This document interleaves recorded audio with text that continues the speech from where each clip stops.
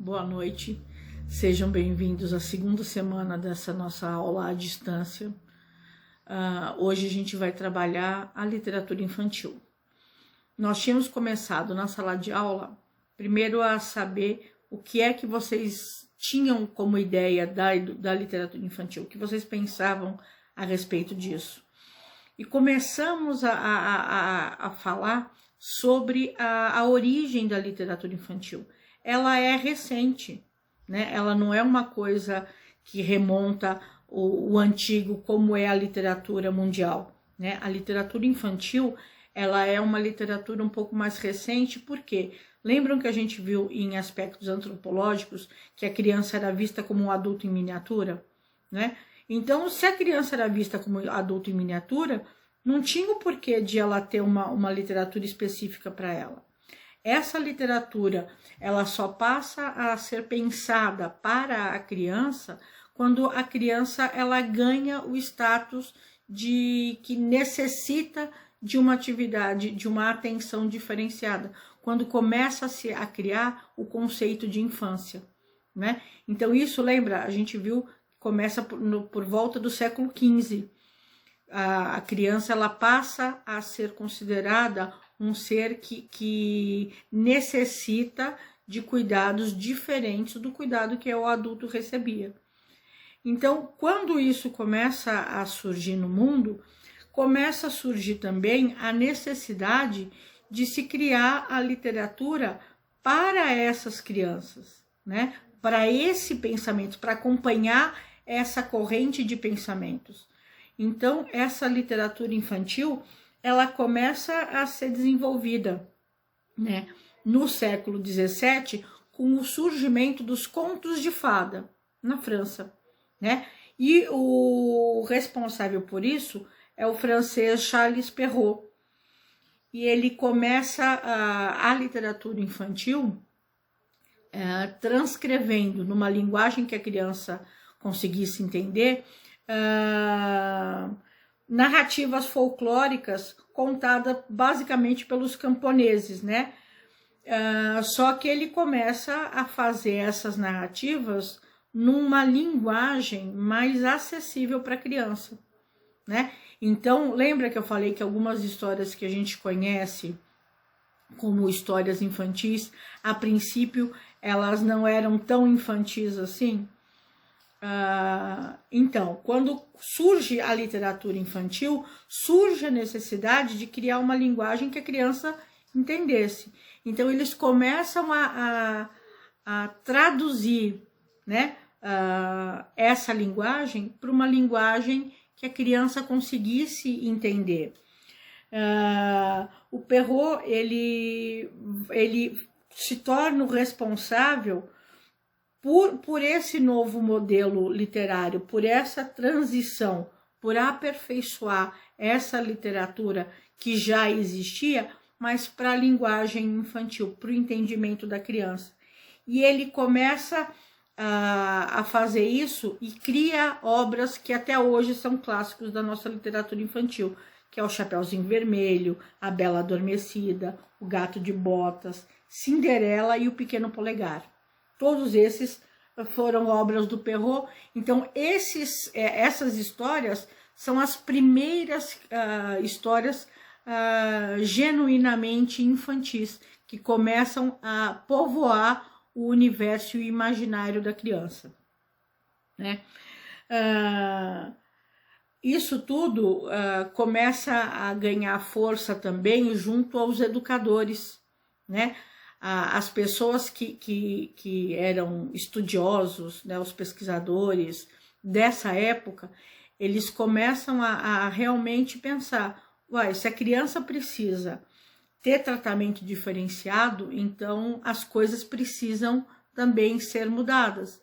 E aí cria-se uma corrente, né, buscando desenvolver uma linguagem mais acessível para a criança, tanto no lidar com ela, né, no dia a dia, quanto para contar as histórias que elas ouviam, né? Então começa a se trabalhar com isso. E nesses textos né? Existia um francês que era responsável por trabalhar com os filhos do duque, né? Chamava Fenelon.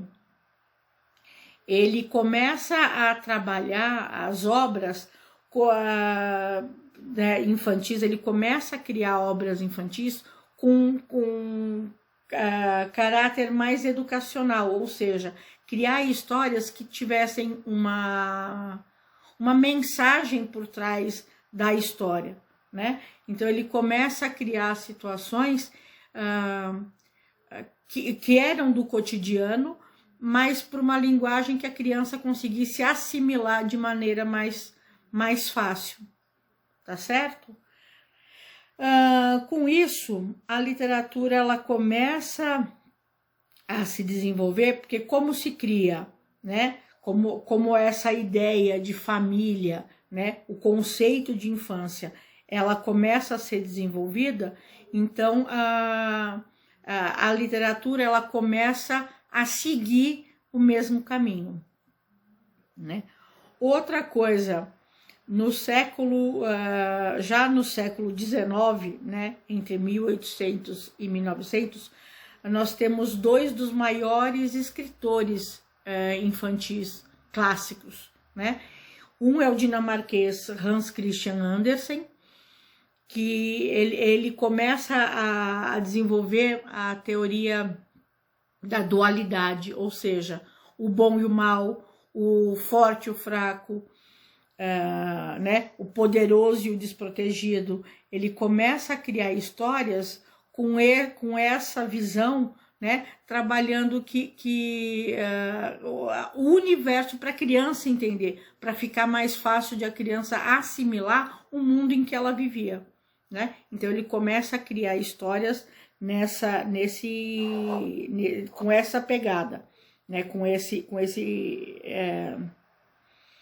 essa abordagem, né? E dentre as histórias que ele cria, ele criou o Patinho Feio, o Soldadinho de Chumbo, a Pequena Sereia, a Nova Roupa do Rei, né? Ou a Nova Roupa do Imperador, que é a mesma, né? A Pequena Vendedora de Fósforos e a Rainha da Neve, né? São as histórias mais impactantes dele, são as que mais são difundidas. E em seguida a gente tem dois irmãos que chamavam Luiz Jacob e Guilherme Carlos, são os irmãos Grimm. Também em 1900 eles trazem um novo estilo para a literatura, né? Mas sob um olhar mais romântico, né?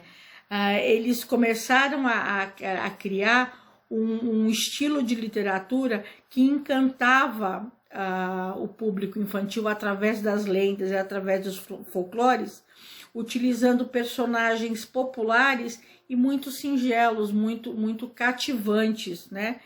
Eles criaram muitas fábulas infantis e entre eles, né, assim, os mais famosos, a Gata Borralheira, a Branca de Neve, João e Maria, que eles começam a trabalhar esses conceitos, né? Eles começam a romantizar um pouco a situação que ocorria no dia a dia, né? Porque eram tempos difíceis, não eram, as coisas eram mais frias, né? A gente estava criando ainda o conceito de família, essa coisa ainda estava amadurecendo, né? Então eles foram criando histórias para romantizar, e era o estilo da literatura da época, né?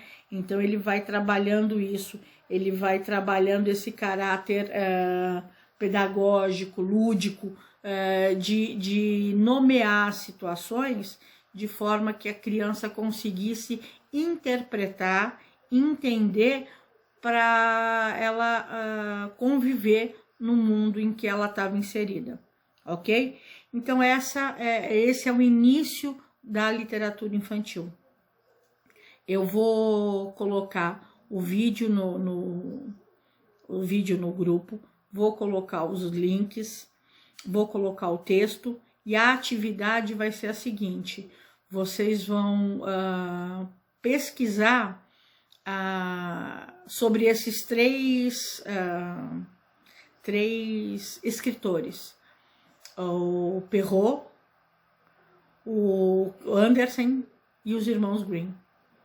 Vão pesquisar e vão escolher uma das histórias deles pra gente, mas busquem ver se vocês conseguem nas pesquisas as histórias originais, não a versão da Disney que a gente já conhece, as versões originais dessas histórias, que elas são bem bacanas pra gente conhecer, tá bom? Um beijo e até quarta.